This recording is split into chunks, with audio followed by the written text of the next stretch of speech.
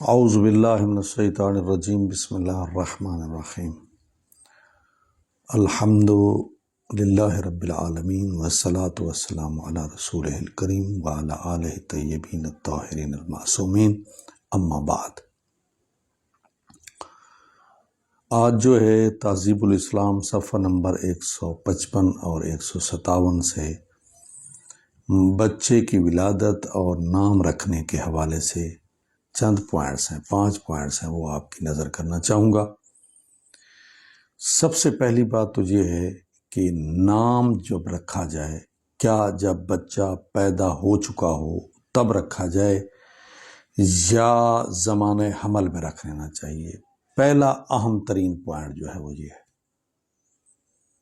مولا کائنات امیر المومنین علی بن ابی طالب علیہ السلام فرماتے ہیں تہذیب الاسلام میں کہ نام زمانۂ حمل میں رکھ لیا کرو، جس طرح میرے بیٹے محسن کا نام محمد مصطفیٰ نے جو ہے وہ زمانۂ حمل میں رکھ دیا تھا، کیونکہ جب بی بی حاملہ تھیں تو بچہ جو ہے وہ شکم اطہر میں تھا بی بی کے، اور وہ شہید ہو گیا تھا۔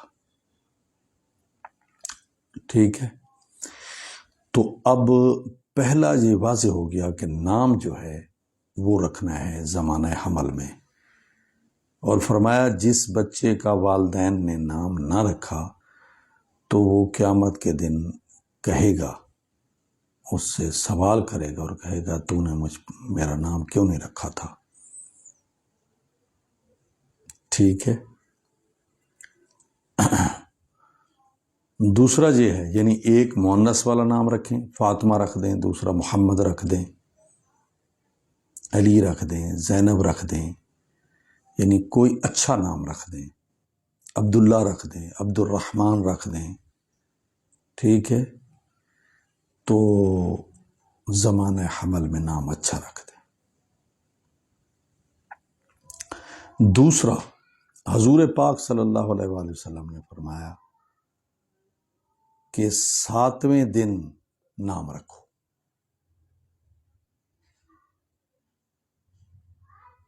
یعنی ایک تو رکھا ہے نا زمانۂ حمل میں، تو وہی نام اس کا پھر جو ہے نا اعلان کر دو، یا جس طرح آپ لکھواتے ہیں مختلف جگہوں پر، وہ لکھوانا شروع کر دو اسی نام کو جو آپ نے رکھا تھا۔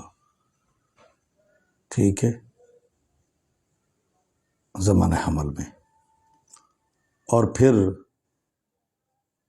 وقت ولادت غسل دینا یہ سنت موقدہ ہے، اور بعض کے نزدیک واجب ہے، یعنی جب بچہ پیدا ہوتا ہے تو اس کو غسل دینا سنت موقدہ ہے، بہت زیادہ اس کی تاکید کی گئی ہے، اور غسل کی ایک نیت ہے، اور وہ یہ ہے کہ برضائے خدا غسل دیتا ہوں، یعنی قربتاً اللہ غسل دیتا ہوں اس بچے کو یا دیتی ہوں۔ تو اس کا پھر طریقہ وہی ہے جس طرح بڑے غسل کرتے ہیں، یعنی شروع سے یہ طریقہ پسندیدہ طریقہ ہے کہ بچے کو بھی جب غسل دیا جائے تو اسی طریقے پر دیا جائے جس طرح جوان کرتے ہیں۔ پہلے سر اس کا دھویا جائے، پھر دایاں جو ہے سائیڈ ہے اس کو دھویا جائے، اور پھر بائیں سائیڈ کو دھویا جائے۔ یہ ہے بچے کا غسل، اس کی نیت کی جائے اور اس طریقے سے ترتیب کے ساتھ غسل دیا جائے۔ پھر فرمایا کہ حضور پاک نے جس کے 4 بچے ہیں اور ایک بچے کا نام بھی اس نے میرے نام پر نہیں رکھا تو اس نے مجھ پر ظلم کیا ہے، بہت بڑی بات ہے۔ ٹھیک ہے، اور اس کا فائدہ کیا ہے؟ اگلی حدیث میں فرمایا جس بچے کا نام محمد رکھا گیا تو اللہ اس کے لیے ایک فرشتے کو پیدا کرتا ہے، اور روزانہ اس کو اس گھر میں بھیجتا ہے جس گھر میں محمد نام کا بچہ ہوتا ہے، اور اس گھر کے اہل خانہ کے لیے، اس کی پاکیزگی کے لیے، ان کے تقدس کے لیے، ان کی برکت کے لیے وہ فرشتہ دعا مانگتا ہے اللہ کی بارگاہ میں۔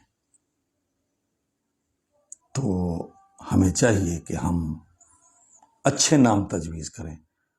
اچھا کچھ ناموں سے منع کیا آپ نے، فرمایا پرویز نام نہ رکھو، حکم نام نہ رکھو، خالد نام نہ رکھو،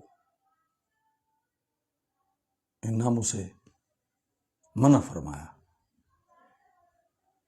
تو دعا ہے کہ اللہ تعالی ہم سب کو بچوں کے اچھے نام رکھنے اور ان کی تربیت کرنے کی توفیق نصیب فرمائے، اور جو بچے جن کے نہیں ہیں جن گھروں میں، تو محمد و آل محمد کی مشکلات کا صدقہ خدا تعالیٰ ان کو اولاد نرینہ سے نوازے اور ان کو اولاد نرینہ عطا فرمائے۔ السلام علیکم ورحمۃ اللہ۔